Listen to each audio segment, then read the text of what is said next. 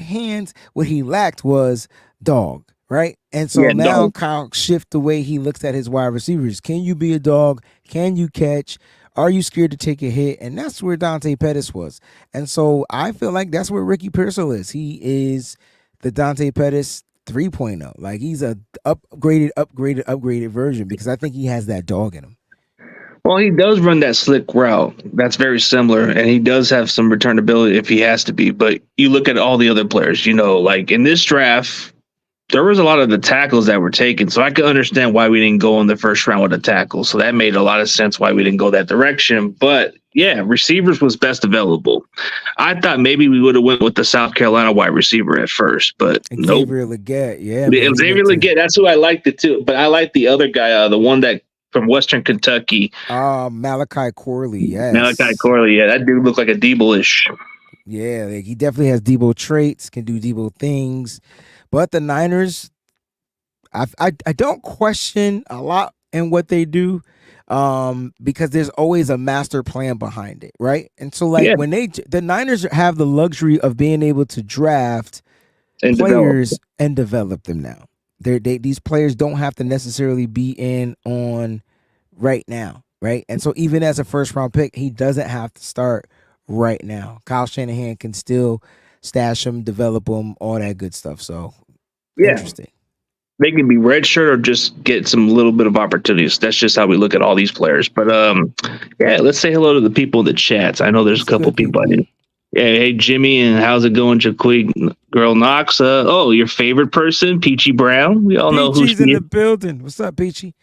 Oh yeah, what's up, Daniel Barry, and what's up to my co-host Andrew from 400 Sports Talk? How's it going? What's going on, Andrew? What's up, Jax, Jimmy, Daniel? Thank y'all so much for tuning in. Yeah, What's good, Michael?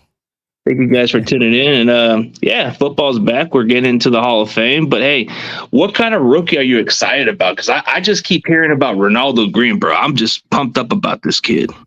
Yeah, that's our second round pick, right? And so I'm excited for Ronaldo Green. I can't wait to see what he brings. It seems like they got him all over the field, playing nickel, playing outside.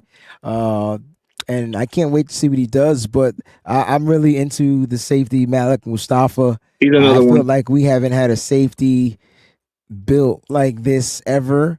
And I can't wait to see how well he does in the run game, how well he does in the receiving game. I just can't wait to see him out there. He looks like he's a very smart kid, very athletic, has speed, takes good angles. I'm excited about that whole safety competition. Yeah, Malik Mustafa gives you that physical presence, and he just looks built like a linebacker. Like I would say he was one of my favorite picks too, but I think Ronaldo Green is starting to get my attention more. So it's like I like the confidence, the type of guy he brings to the table. I mean, him and Isaac Yadicum, that's going to be interesting competition for that starting role. For sure. Isaac Yadam, there's the free agent cornerback that they signed. And I wouldn't be surprised if because he's the veteran, if he's your cornerback 3, if he starts maybe, I don't know if they'll start him at nickel. I'm trying to see how he plans out throughout the preseason games. I want to kind of see if they put him in at nickel. But as an outside guy, I feel like that's where he is. So he's probably going to back up on the outside, maybe on nickel packages, go to the outside, maybe move Deommodore Lenoir down on the inside. But if they trust your rookie, if they trust Ronaldo Green out there in the slot, he can make a good name for himself very quickly. Yeah, this cornerback group is so deep that maybe your boy Abry might be on the way out, man. I don't know, man. It's not just Ambry that's on the way out. See, people be like, "Oh, Ambry Thomas on his way out." Well, you gotta look at Samuel Womack might be on his way Another out. one. Like, there's a bunch of guys that might be on their way out. You know what I mean? Depending on the development of some of these quarterbacks, I don't see the 49ers keeping more than maybe 5. That's a lot. Five at the max. Yeah, 5 at the max. 5 at the max. So if we mentioned 4. So who's the 5th? And then you open up the practice squad, right? So Ambry's a vet. He's been in the system. Will he be gone? We don't know. He's been having a good camp. So we'll see what happens. Luter Jr., I'm really rooting for this kid. I'm hoping everything works out. But the Niners will have a practice squad. It's just weird because some of these guys, if I feel like if they get cut, teams are gonna pick them up, Yeah, they and are. we can't be mad because that's the way it works. That's just the Yeah, way it yeah, works. yeah. It just gives them opportunities to go elsewhere. So it's not like it would be a lucky break for us to put them on our practice squad, but we know how that goes. For sure, for sure. Yeah, Cats gonna try to eat up our practice squad. They're gonna be there. yeah, they're gonna try to take him into the roster and all that other stuff. So it's like we be cooking. So if we cut a running back, we expect Dallas to go pick up one of the running backs, man, because they don't got nobody besides Zeke. That's a possibility. The running back room. That's another strong room. CG that's like you. It's Christian McCaffrey. Jordan Mason is clearly rising to the number 2 back. What do you do with Elijah Mitchell, or do you keep? Elijah Mitchell's on the last year of his deal. I wouldn't trade him. Not on I the would last try to. year of his deal. I wouldn't trade him. Like he's not costing you much money. If anything, you want to keep him, especially if he's healthy. Unless a team is willing to come up off of a nice round draft pick. If you can get a third round draft pick for Elijah Mitchell to a team that might need a running back, you might even be able to get a second. I could see that happening because now you just flipped a 6th round pick for It a just second. That's a crazy flip, bro. So I can see that happening, especially with the emergence of what Jordan Mason is doing in camp. But we'll see. I love Elijah Mitchell. I feel like he's the one to complement if when he's healthy to like Christian McCaffrey, and then you can mix in some Jordan Mason. That's crazy. That's your one. But I heard Patrick Taylor Jr. was having a camp too. That's the free agent running back they signed, and then you got the undrafted kid and Cody Schrader. So it's going to be be that's a tough competition. room. That's a Yeah, competition competitive room right there for sure. yeah. Especially Isaac Garendo, he's kind of more like that athlete running back. Like, what is he going to be, a returner, or is he going to be like our Raheem Mostert 2.0? Yeah, man. And see the thing about him, the issue with him is he has a hamstring injury. They're going to milk the time return on him as much as they can. He's a rookie.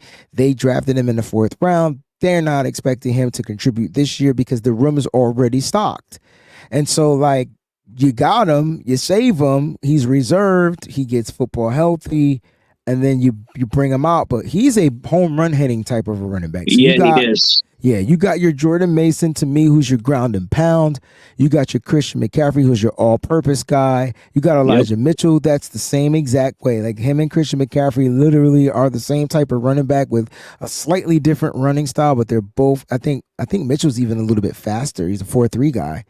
And he's better on the outside zones. When McCaffrey's he's better on healthy, the yeah. inside. Yeah, when he's healthy. And then you Yeah, got he's a Patrick Taylor, who can probably help spell some of the load. And then you got Jordan Mason. That's the bruiser. And so Cody Schrader is a bruiser as well. So like I'm curious to see what they do with Bobby Turner, what he has cooking. It's going to be yeah. interesting. It is going to be interesting, but one thing about Jordan Mason, since everybody's bringing up his name, yeah, he's standing out. But one thing that's been his weakest point is the pass blocking type of thing. That's been the issue with him. For sure. I mean, we got to see it. Like that's why I keep telling everybody what they do in camp is one thing. Let's watch these games.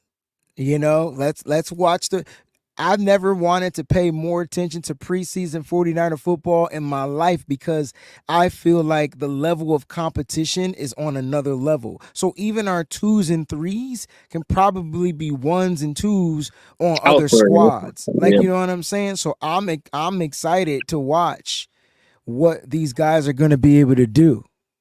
yeah. I feel like that's the thing that we're excited about. We're excited to see how these guys are in the preseason, but in the regular season, that's when it really matters. Like last year, it was a different story. Ronnie Bell was looking like the star, but not so much in the regular season. I mean, in the regular season, I don't remember how many targets he had, but I do know on 3 of those targets, he wasn't targeted much. You know what? Let me see if I can pull up. I do know on 3 of his targets, they were touchdowns. I do know Yeah, that. And so I don't think that's bad for a wide receiver. The rookie come in and catch 3 touchdowns his rookie season. It's not no, like it's pretty good. it's like he was overutilized, but if you remember when they would kind of use him was to spell Brandon Ayuk. It was so weird. Like right now, Ronnie Bell did get time on special teams, and that's to me that's just not where he belongs. He's just a wide receiver. Like, but I understand that you need these wide receivers to play on special teams. Not everybody's going to be a starting guy. So these reserve guys got to go on special teams. They got to be gunners. They got to get down there. They got to make tackles. So I get it. They got to return the ball. I heard Ronnie Bell was doing good in practice as a receiver, struggling still as the returner. He muffed a couple of punts, if I'm not mistaken. So we'll see, man. Like that might be the toughest competition right there. I The mean, wide receiver spot, because the sixth spot it can be for anybody, dude. It can be bingo. It could dude, be like Trent freaking Taylor, bro. Like at this Trent point, Taylor returning the punts, the conservative punt guy, the I'm guy that trying to can't tell you, it's that sixth spot, bro, is going to be tough. yeah, or maybe Baby To. We'll see. It just, but I think Chris Conley might be the odds-on favorite, maybe because of experience. I This is what I'm hoping about Chris Conley. I'm hoping he makes the 53. I'm hoping the Niners don't do what the Niners typically do to veterans. I hope Chris Conley isn't this year's Willie Snead. Because if Yeah, you look at Chris Conley, he's that veteran. I'm hoping more. I'm hoping it's more Trent Taylor. What Chris Conley did to me in the Super Bowl alone, between him and Jawan Jennings, they were the guys. So I'm a little nervous about them cutting him and bringing him back to the practice squad because remember, you can have, if I'm not mistaken, 7 of your players can be veterans on the practice squad now. You get total of 17, and 7 of them can be vets. And that sounds like a veteran move. I think Patrick Taylor goes to the practice squad from the running back squad. I think either Trent Taylor or Chris Conley are your veterans that go from the wide receiving room. That means somebody's not going to be there. That's what that means. that's for sure. Yeah, it's Because crazy. yeah, I think whoever gets cut, I don't think they're going to even be on the practice squad. I think the only one who probably gives us a chance to make the practice squad is either Tay Martin or just Tariq Owens. And see, I I would think think they're battling for a practice squad spot. I don't think we keep both. no, I Now think one of them goes. Tate Martin's dealing with the injury right now. So Yeah, this he is a is. time for Tariq Owens to step up and shine. Yeah, This is a time.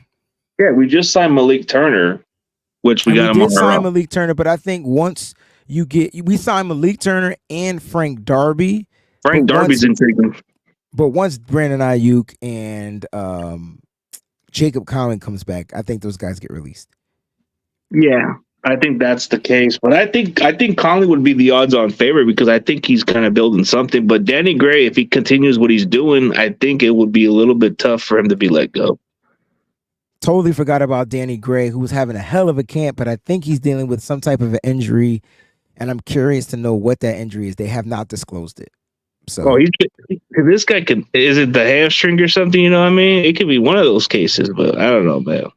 yeah. Like, there's just a lot of good depth. You know, cornerback depth is pretty deep, but I like the receiver depth so far. But the tight end group is just something like, outside of Kittle, it seems pretty interesting. You think so? I really like what we're getting from free agent Eric Saubert. Like Oh yeah, I think Logan Thomas may get cut. Eric Saubert may be the one they keep. Mason Pline, undrafted kid. Jake Tongas. I think one of those will be vets on the practice field. But what about the young guys, Braden Willis and oh, I love Cameron Brady Latou? Willis. Exactly. Like you get what I'm saying? That's a tough room. I think the tight end 1, tight end 2 is George Kittle, Eric Saubert. Who will be tight end 3? That's the question. You think Aaron Sauber's going to make a strong case? Because I think me and my co-host even said Willis from the get-go. We think I Willis don't. is I think Eric Sauber is a better blocker, far better blocker. and Yeah. from that, I think he makes the case. I think because of that. Now that doesn't mean that means Willis will be tight end 3, but do they keep both rookies? We don't know because Latu would have to compete pretty hard. He's coming off an injury and he still has to impress. I think your 3 tight ends are George Kittle, Eric Sauber, and Braden Willis. I think those are the 3 tight ends. See, Peachy agrees with me on the Willis. Yeah, for sure. Yeah, I see them saying, y'all can sleep on Eric Sauber all you want, but I know he's replaced Charlie Warner. Yeah, and there was a he probably reason. replaced Charlie Warner. He probably Yeah, replaces that block specialist kind of guy. But yeah. yeah, I mean, Kenny I likes to. disagree. I disagree. Andrew, I disagree. I think we see plenty of 12 personnel out there. I think we get a lot. I mean, 21 personnel. I think that's what we want. I think Kyle Shanahan wants two tight ends out there on the football field. I think the issue was, um, what's his name? Charlie Warner, to me, struggled in the pass catching game. Eric Sauber is light years better than Charlie Warner in the receiving game, and just as good as Charlie Warner in the blocking game. And because of that, I think we go to a lot of 21 personnel. I think Kyle Shanahan wouldn't mind having one running back on the field. That's less, no juice, no nothing. Still keep Debo out there so you can rotate him into the backfield. Now it looks like we got two running backs, but you still got a receiver. So I just think it's like limitless rotations. I think we go to a lot of 21 personnel with two tight end sets. I think that is what Kyle really wants. And Charlie Warner just wasn't a great guy. He just wasn't good enough to get open a lot. Like he just wasn't athletic. I think Eric No, Sauber brings athleticism to the tight end I spot. think you make a good point because he's very athletic. He does block pretty well. He's showcased a little bit as a receiver, but I He's thought in having the a hell of offseason, a camp too. He's having a yeah, hell of a camp. yeah, I thought in the offseason we were going to get Brock Wright, man, and then that just didn't happen. But Ah, I hear you. oh, this is why Drew thinks differently. He thinks this is why we're going to go this type of like two slots instead of a two tight end set. I love it though. Drew, this is definitely going to be a formation 1000%. So now you're talking about three wideouts on the field, right? Like, yeah, like, so this is 11 personnel, but I just feel like with 11 personnel, it could get kind of stale and boring. Are you going to use Kittle in the pass catching game, or is he going to be more of an extension of the offensive line? See, for me, I want Kittle out there. I want the option of them having to check one of the tight ends. If you have to check Kittle, fine. Good luck, but make sure you're chipping him off the line because if Kittle gets open, it's going to Kittle, baby. And I feel like for me, more even though as far as the spread, he does like running backs out of the backfield. I hated that. I hated when I never understood why Kyle took the running back out of the backfield all the goddamn time, bro. I'm like, bruh, they know you throwing it. Like, don't move the Yeah, running back.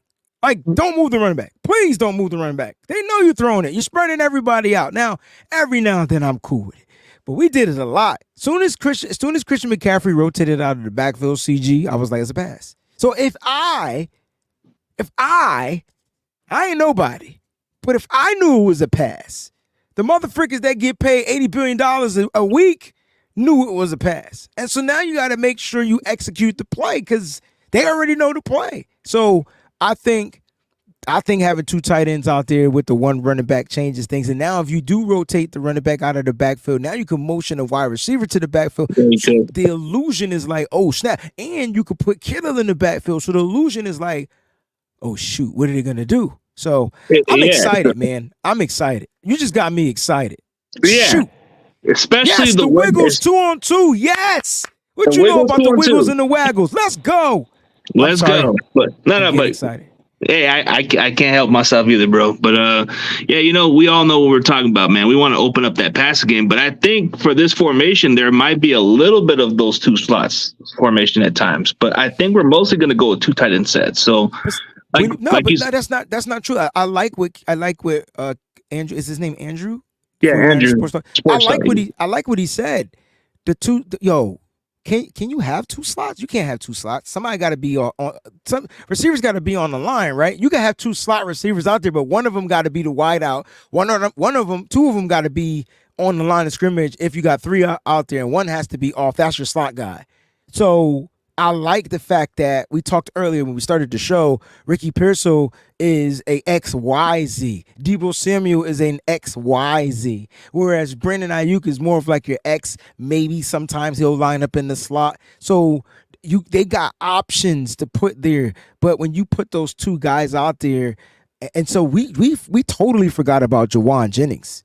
Like Yeah, Jawan Jennings, that can leave him open too, and he's not even he's just reliable when you he's need a him to be. slot. He's a slot killer. Dude is too big, and they can't cover him.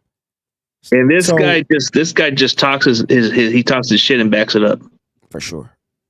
Yeah, like the thing is, he's more important to this offense at times because he can do the dirty work, which is pretty much a huge part of this offense. Like if you're going to get on the football field under Shanahan's offense, you got to block or else you're not getting on the field. That's a good point. And that's what I'm saying. Like we've watched Kyle Shanahan's receivers evolve into a type. Not all of them do the same thing. Yeah, they do a Oh, little. so yeah. So you talk about the spread. Okay, so this is a whole different It's a set. spread. It's a 4 wide. Yes, 4 wide. That's dope because now you forcing teams to come out with dime packages. If Yes, at least Kittle and was an extension of the offense, he would be more of a blocker, right? I'm not sure how they would use this because now Kittle, that's 5 wides to me. Like you, Oh, if you five wides. if Kittle is out there on the line of scrimmage, he doesn't have to. He can still go out for a pass, so it's still kind of like a wide out. So now you got 5 options with no running back. But the thing about that is, for me, is you're automatically telling them you're running the ball. Like I mean, you're Yeah, throwing the ball. Sorry, like you're not running the ball. Like that's the issue. But that's a dangerous combination because, if I would put, and when you look at the 5 wideouts, I would do trips right. I would line up JJ in the slot, like JJ in the slot. That's a big guy. You're asking a nickel back to cover him, and then you get a backup corner to have to cover maybe the rookie. You got to double or bracket, what you call it, and D will be wide open every single time. There's not too many people. They don't have enough people to cover these weapons. yeah, that would be like a good way to make it a mismatch on this offense. But I think this is 1000%. But I think, like you're saying, we're gonna need a lot of quality depth because, like last year, the receiver depth was kind of all right. But this year, since we already added some weapons, this is gonna make this offense a little more interesting. So even if they miss some time, we'll get some guys to get some extra opportunities to showcase. You might be able to see what Pearson will do and be able to see what Cowan can do at times, because we didn't even mention Cowan. We didn't even. Oh, dude, Cowan's got that speed and some type of talent, bro. Like it's something that I've kind of noticed that he reminds me of Tank Dell a little bit. He's a big play guy. Yeah. So he's the big play guy.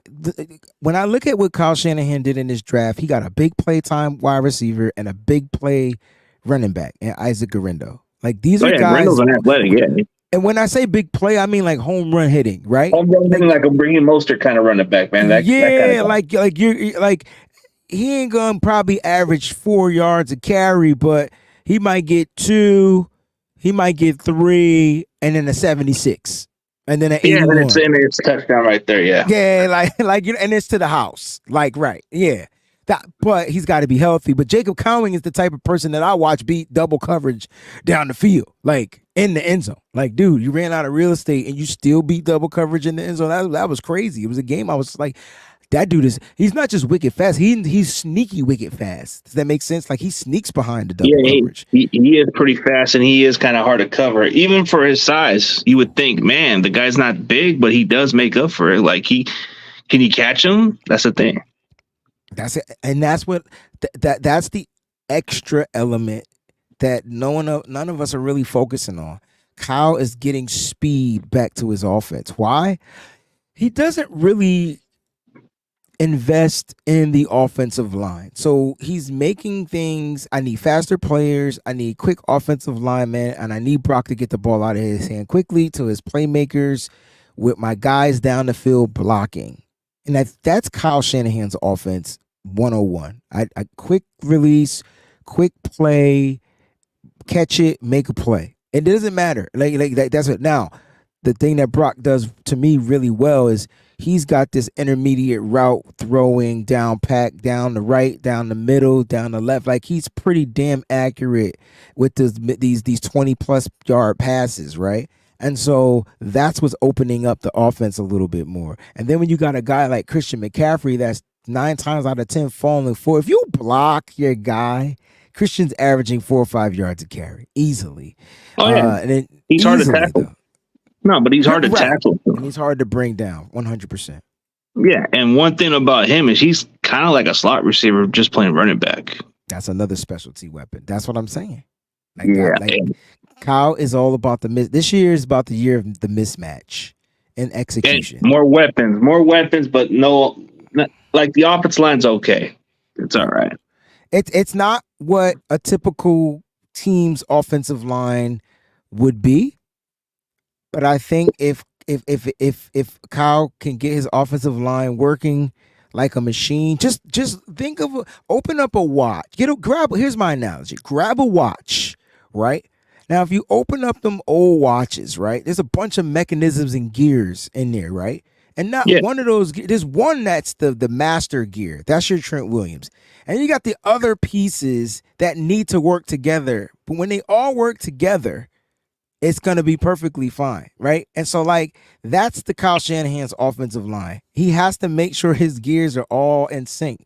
And when they're not in sync, that's when it seems like the offensive line struggles. So I think with another year under their belt with Chris Forrester in this offense, with Brock Purdy starting at the quarterback, we keep talking about how bad the offensive line is. Well, the offensive line had to deal with three different types of quarterbacks. They had Jimmy Garoppolo, they had Trey Lance, and now they finally officially are just going with one guy named Brock Purdy. And now they're really starting to get hip to his game, get hip to his cadence, get hip to the way he plays, hip to his style. You know what I'm saying? And so I think that continuity right there is going unheard of. I think that's a plus for the 49ers offensive line. Now, I'm not saying that they're all pro guys. It's not what I'm saying.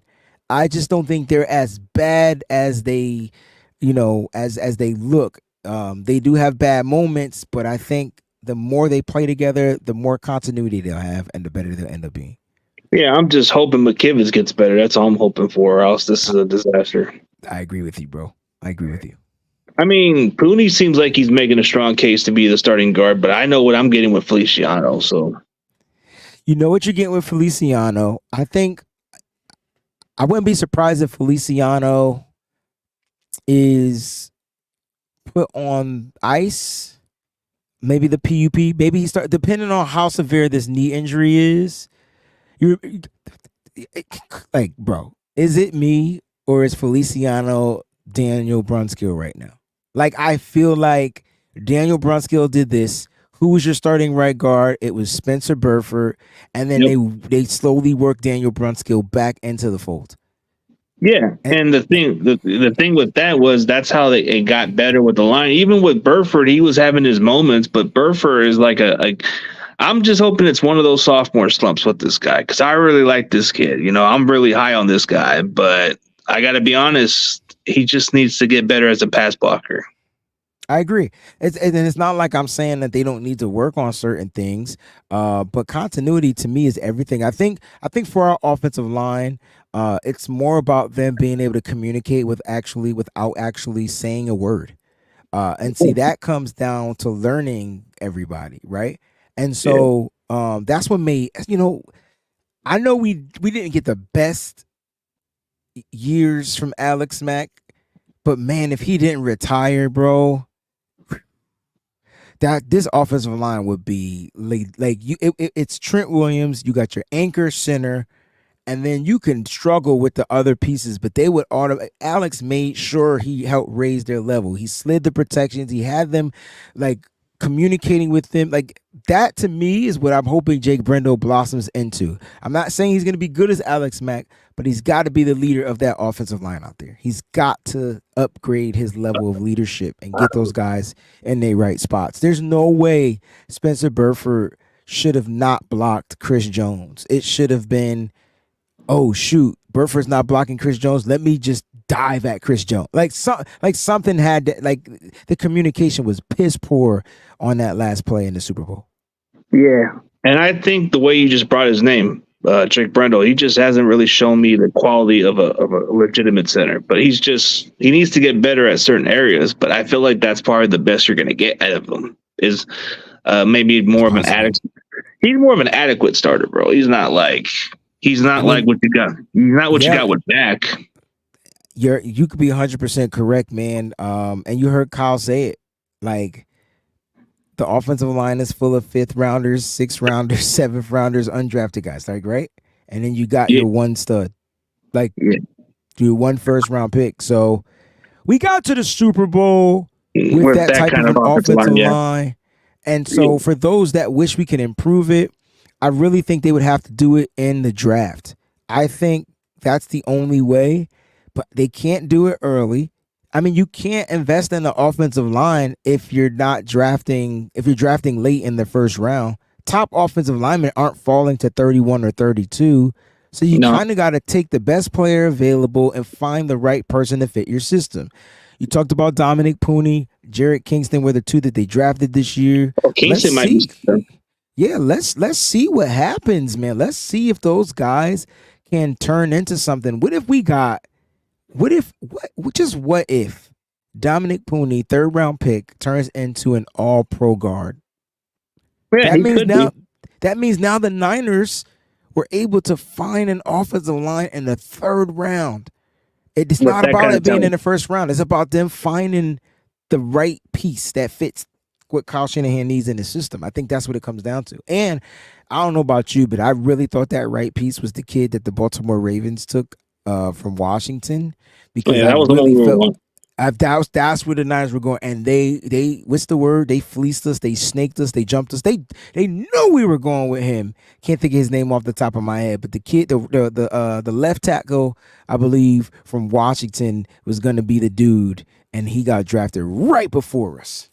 Yeah, he got. Interesting. I think I know which one you're talking about because he was on the draft boards, but he was like the other good tackle from Washington. There was the other guy, the Samoan guy or whatever his name was, and then there was the Oh, other one. Samatea, right? Like, is it Kingsley Samatea? That's the kid you was talking about from Uh, BYU. Oh, That's no, the no, one no, from B. no, from Washington. I'm sorry, I'm saying the wrong name. He went early, Yeah, he went early, but he was but on he the. was Yeah, right, right. He might have been the left tackle, and we were going to get the right tackle. Right, he was the left tackle, and we were going to get the right tackle. Did I say the name right? Was it Kingsley? I could be no, wrong. no, Kingsley was the one from BYU. Oh yeah, yeah, yeah. He, Kingsley was the one from BYU. I'm sorry. yeah, yeah, Kingsley is like no, but I think I know which guy you're talking about. It just didn't caught up on my head, but he was teammates with Christian McCaffrey's brother in high school. I forget. Right, right. And Trying to so remember his name. Trying to remember his name. I think I it'll remember. I think his name kind of popped in my head, but then remember he was training with Trent Williams. I Joe mean Joe Staley. Joe Staley, thank you. He was training with Joe Staley, but and remember he fits the zone scheme run. And we That's just his waited. style. We waited that long. We could have just moved up and got him. That's What how the I freak thought, was man. his name?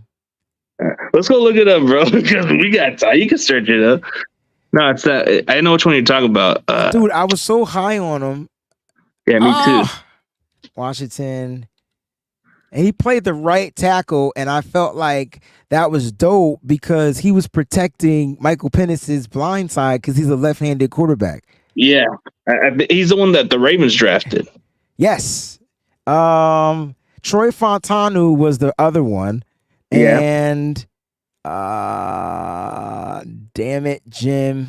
but he was tested fast in the 42, so he was pretty quick. Brandon Coleman. Brandon Coleman was somebody else. That was the guy from TCU. That was TCU. You're right. Damn it.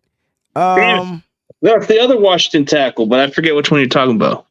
Oh, Rosengarten, Roger Rosengarten. Roger Rosengarten. I knew it was like an American name. Like the Olive Garden, right? Yeah, Roger Rosengarten. Rosengarten. They got it. Oh, dude! Did I ever told you this? Did I ever told you what I did on the interview? I actually got one of the Washington Huskies from the football camp, Jalen McMillan, bro. I got him. Oh, nice. The wide receiver. Yeah, he's from my area, but I guess he went to a football camp where I was at. That's pretty damn cool. I seen some of those. I think I seen some of those videos. Man. Yeah, he's with the Bucks now. Man. Yeah, he's with the Bucks. Yeah. He should. He's probably gonna do pretty well. He'll probably take over for like a Chris Godwin at some point. Be their third wide receiver. Be their slot guy. I think Roger Rosengarten is gonna be a problem. And Baltimore knows what they're doing. Baltimore knows what they're doing. And they develop offensive linemen, bro. Really well. I could not get that name. Roger freaking Rosengarten. I'm sitting here looking I'm like, dang, how do y'all not have his name? Yeah, Troy Fontana was the other one, and then Roger. Yeah, Troy Fontana was the other tackle. Yep. So I felt like the Niners got fleeced on that, but they went with their second best guy, which was Dominic Pooney out of Kansas, right? So like they got him. He didn't allow a single sack, even playing at that tackle spot too. Bro, he did not allow a sack. That is crazy. So they got a good piece. The word on him in camp is he's big and he's strong, and I'm Raw. glad he's a Yeah. mauler. I think the Niners finally got a mauler offensive lineman. I miss those. Like Trent Williams is a mauler, right? Everybody else to me is soft. But I think I mean not Roger. I think Dominic Pooney is going to be a mauler. Like, Yeah. and they need that, especially Him and in the Banks are run tough. game. Him and Banks and Trent are they look pretty tough. But I agree. I gotta say, Brindle's is soft as Charmin Ultra, man. Yeah, you said Charmin Ultra. That's a little that's extra soft. Like the Ultra is the super soft. I don't know what they put in a Ultra tissue, but that's the tissue I like. Super soft. But Derek Kingston, I seen what he did against one of the guys. Like I think he did something in training camp where he got into a fight with T.Y. McGill, bro. He did, bro. Like they got into a little scuffle. Wasn't nothing too big. T.Y. McGill probably just didn't like the way he was blocking them, and they got into a little scuffle. But it was nothing big. But it's funny Yeah. because Kingston missed the next day of practice. That was interesting. So yeah, man. Look, I think the Niners offseason, the draft, it was pretty solid. We'll see how it pans out for the 49ers. I think the offseason was good. I can't wait to see what Malik Collins and those dudes do up the middle. Because my number one thing defensively was they need to get better at stopping the run. Yeah, they do. Whenever teams use power runs against us, man, they push us back. It's frustrating when they do that, and it really kind of like our run defense just doesn't seem to do well in those areas. But like, when we had Eric Armstead, when he was healthy, he was a good run stopper. It's just his durability was the problem. But Malik Collins, we see what he's capable of. We do, man. So I'm excited to see what he brings. He's a strong guy up front. Can he anchor that defensive line and bust through that offensive line? Because that's the key, right? Like on rundowns, like if he can soak up like those big offensive linemen. When I mean soak up, like take on the block, not get pushed back, actually try to get into the backfield. If he provides that type of strength, Fred Warner is going to have 800 tackles. Like the linebackers are going to, because that was listen. That's our strength. That's the thing, man. Like people be like, "Yo, Fred, why he missed this? Why overcompensating, trying to be in three places at one time?" Like that. That's why there were a lot of missed tackles. So if these defensive guys up front, the big guys up front, and if we run a 4-3 front, so we don't have a traditional big nose tackle, but you need a bigger defensive lineman. You need a 300 plus guy plus your that can actually 290 take the plus double guy. team. Thank you.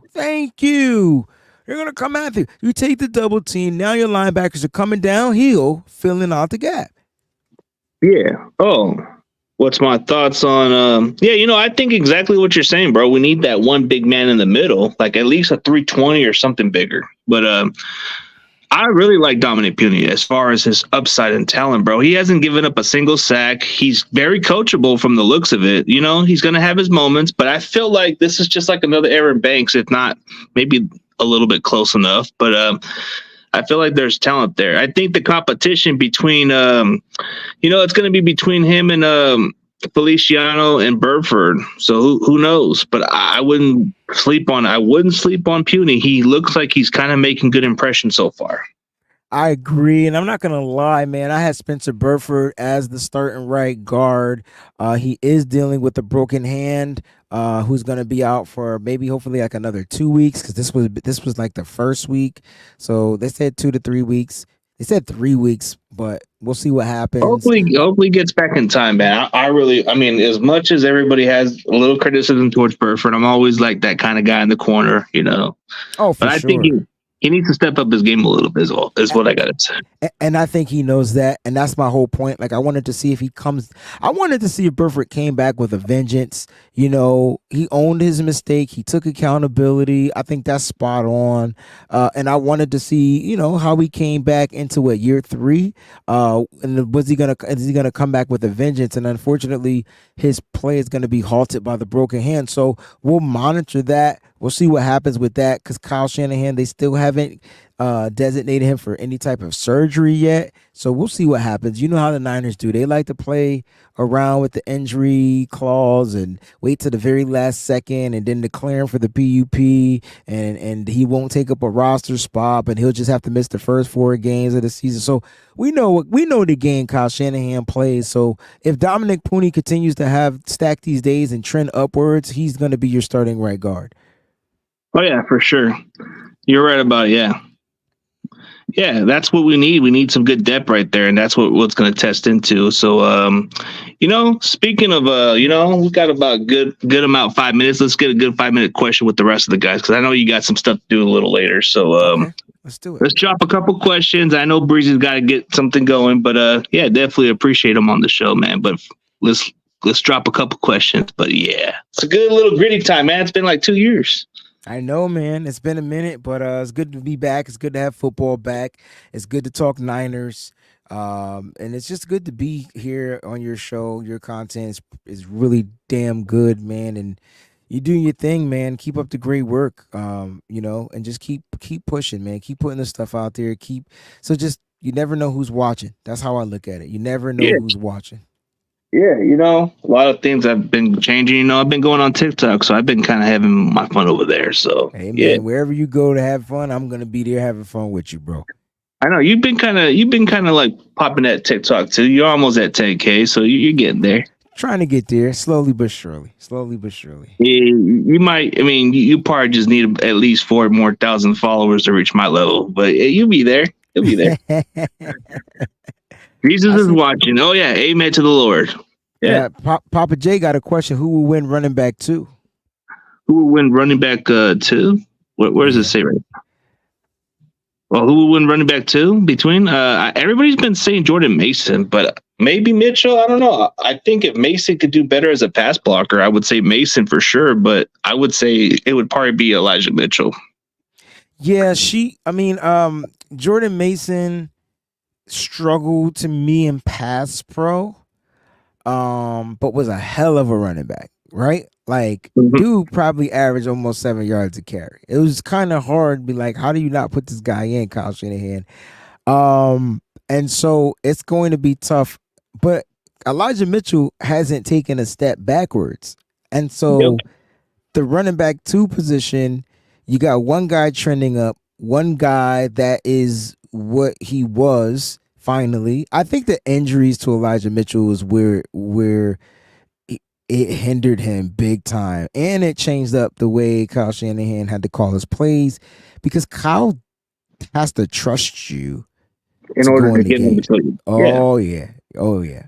Like, and I yeah, mean super trust. Like, you know what I mean? So I think with that, Kyle didn't trust Mason to protect his quarterback on pass plays. And if you put him in there only on run plays, at some point the defense is like, oh, they don't pass when Mason is in. He's gonna run the ball. Crap, they're gonna cheat. I mean, they're gonna put 8 people in the box, and now he's only gonna average maybe 1 or 2 yards a carry. So that's why Mason has to get better in pass pro so that Kyle can call certain types of plays and he can be an option in the pass game. The good news is he's been doing really well in training camp. So that's the great yeah. news. That's what we're hoping for. That's one of his weakest spots. Man, John Jay, I guess we'll bring up this one just for fun. But yeah, WayneBreezie, congrats to your Celtics. Even though I'm a Lakers fan, I'm not really thrilled about it. But at least you guys got yourself a championship. Yeah, it took a minute, man. It took a minute for the Celtics to get that number 18, but they're the first to do it. And I can't wait till they come back and try to do it again, man. So thank you for the congratulations.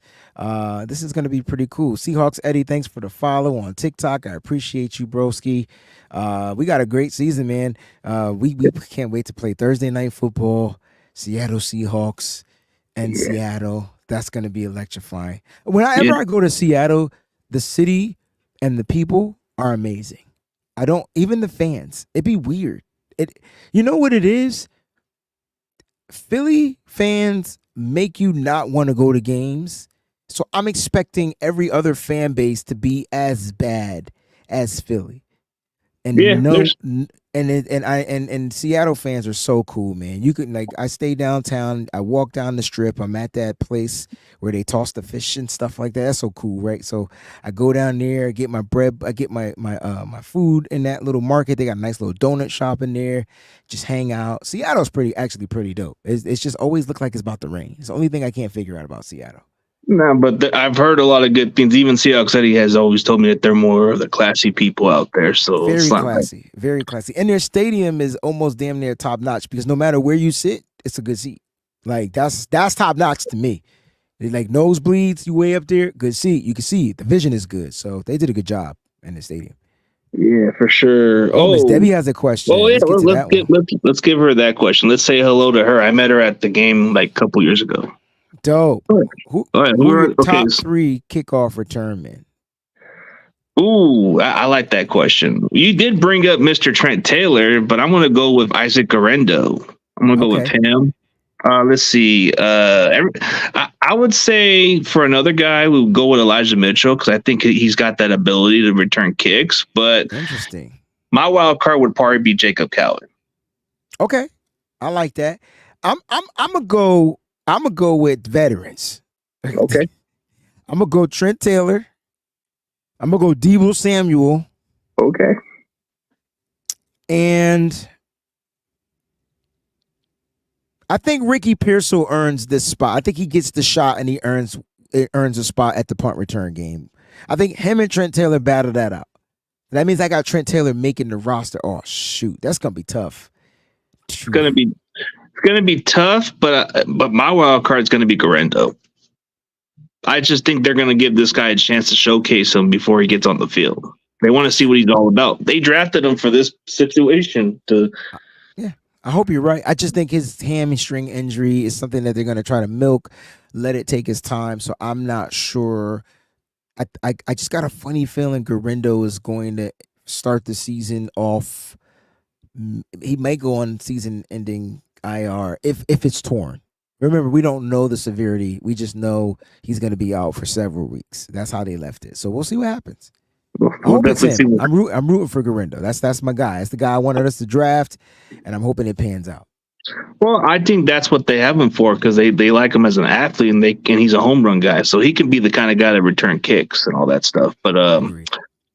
yeah, so we definitely chopped it up for good, man. Maybe the next time around we could definitely chop it up again, dude. Definitely appreciate your time, and I know you've been grinding, man. You've been getting your music on. You know, I've been doing my thing, but hey, it's good to catch up once again. Yes, sir, man. Thanks for having me on, bro. Thank you, everybody, for tuning in live. Appreciate you. Oh yeah, appreciate y'all, and you guys have a great day and go Niners.